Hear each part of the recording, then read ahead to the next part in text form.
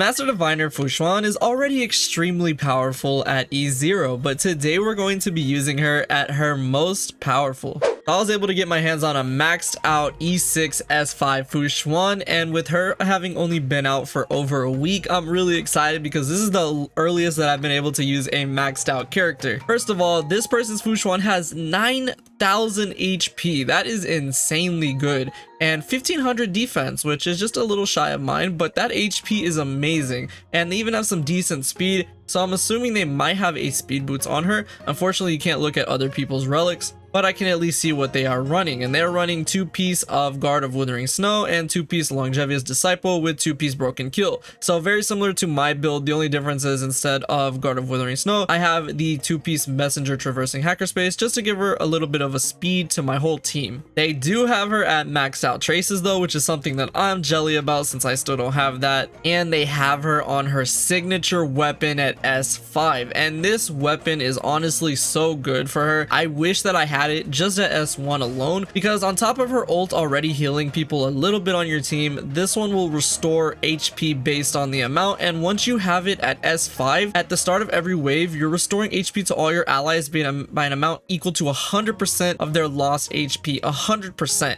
And it increases the wearer's max HP by 40, which is probably why they have it at 9,000 HP, along with the regeneration rate and reducing how much damage they're taking. Like, this is just an amazing light cone. It really is. As far as Eidolons, they do have her at E6, and for E1, it actually increases the crit damage on that effect, which is actually pretty good. That's actually really nice. For E2, if any team member is struck by a killing blow during this action will not be knocked down, and they will get their HP restored, which is really good because there's already things like that in Simulated Universe. And then this is a really good Eidolon for getting energy back to be able to use her ultimate a lot. And then E6, last but not least, once the Matrix of Prescience is activated, it will keep a tally of the total HP lost by all team members. Xuan's ultimate damage will increase by 200%, which is really good because her AoE is really nice for taking on weakness break against Quantum. And yeah, that's just an amazing Eidolon, especially for her ultimate. So these are actually really solid, but I think E2 is honestly, in my opinion, the most important one for a support character. Like I said, this is an extremely tanky Xuan, so let's jump into it. So I gotta say that this is actually a boss that I struggled quite a lot with before I got Xuan, and even though I've been able to complete it with my Xuan, what I think is also important is that this one is just going to make it so much easier, and just tankiness that she offers is insanely strong. And having someone like a Biber de Lune for this boss fight is obviously very good. I mean, they even give you him in the form of an R there,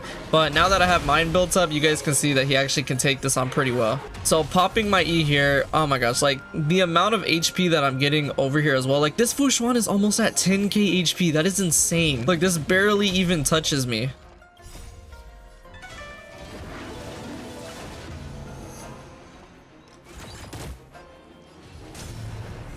All right, this should give me my ultimate back. Oh, we're just shy of it. Okay, I'll pop an E again one more time. Look at the energy regeneration as well. I've only used it twice, and then getting hit, I already have my ult. I don't know if they have an energy regeneration rope on this Xuan. I'm assuming not, because they honestly don't need it. With the S5 of the weapon, but I wouldn't be surprised because that is extremely quick regeneration.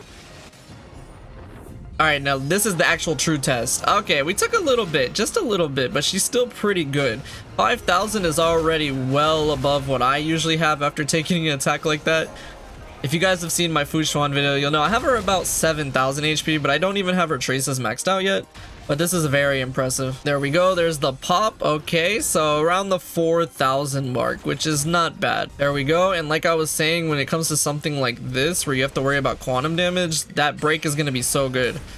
And it actually does some decent damage. Look at that, 48k because of probably the E6, I'm assuming. That's really good. There's that tankiness. I love it so much.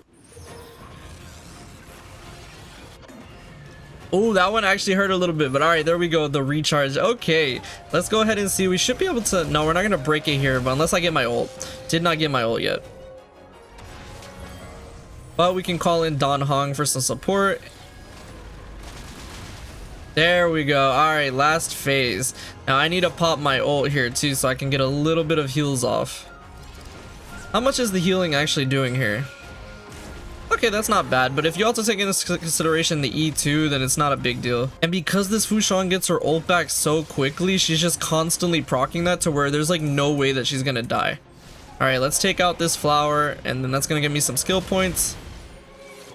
There we go, and I'm also going to go ahead and pop my Ting Yun onto my Dan Hang. There we go, we're set up now. Yeah, this boss fight is so easy with this team setup, but this Xuan is definitely making quick work of it as well. All right, this might actually be it right here, because then I can pop my ult. I was actually very impressed. This was a really good showcase of her because she's just so strong, and that was the quickest I've probably ever beat this boss fight. Of course, I paused a little bit to talk about it, but 4 minutes is not bad. Ooh, okay, crit rate. What's this gonna be? Ew, why is it always the defense that gets the good rolls? Okay, I'm gonna try her on what is notoriously my least favorite boss to usually go up against. It's pretty easy once you get the hang of it, but honestly, this boss used to wreck me a lot, and having her here is just so perfect because she can just take so many of the hits to the point where the monkey literally can't do anything. He barely touches her. It's insane. Unfortunately, I don't have Silver Wolf. Otherwise, I would throw links onto this and have a mono quantum damage team, but I don't have that, unfortunately.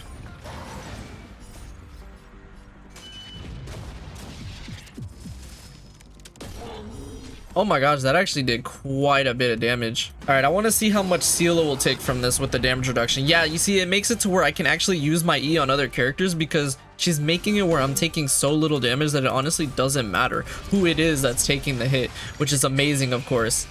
And then with the healing, my Sela is already back up where she should be. Okay, I should be able to kill here, right? With just using my Q. Yeah, there we go.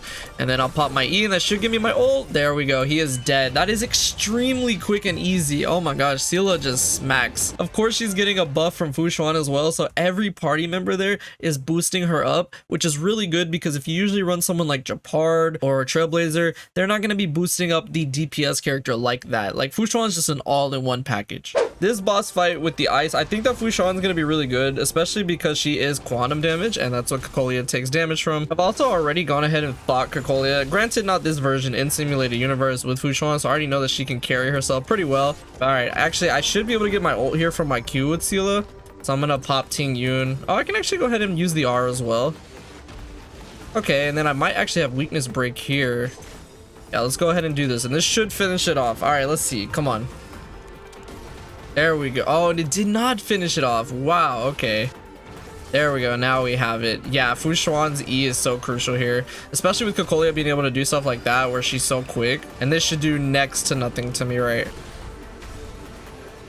Actually did a little bit, but Xuan just ate it like a pro. Wow, that's crazy. It just feels so weird not having an abundance character on the team, but like with her, you just have to get used to it because she can take care of everything for you. 64 284. Okay, now she does get a little bit of a boost from Xuan as well, which is actually pretty good.